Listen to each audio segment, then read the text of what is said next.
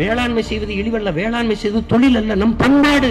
தாய் பிள்ளைக்கு சோறு ஊட்டுவது தொழில் அல்ல, அப்படி பூமி தாய் பிள்ளைக்கு உணவு ஊட்டுவதும் தொழில் அல்ல, பண்பாடு, வாழ்வியல். அதை புரிந்து கொள்ளணும்.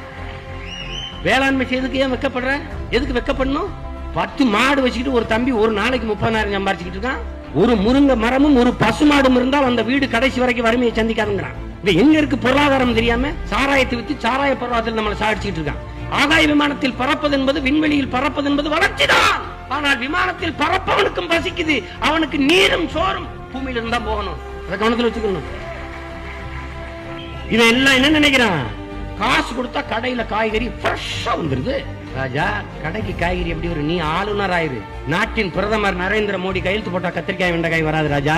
நம்ம ஆத்தாள அப்பனும் வயல்ல இறங்கி வெம்பாடு பட்டு வேர்வை சிந்தி வேர்வை உப்பு பூக்க காடெல்லாம் வெடிப்பு வெடிக்க கண்ணச்சதை தொங்க கண்ணு மொழி பிதுங்க அரும்பாடு பட்டு உழைத்து அனுப்பணும் காய்கறி.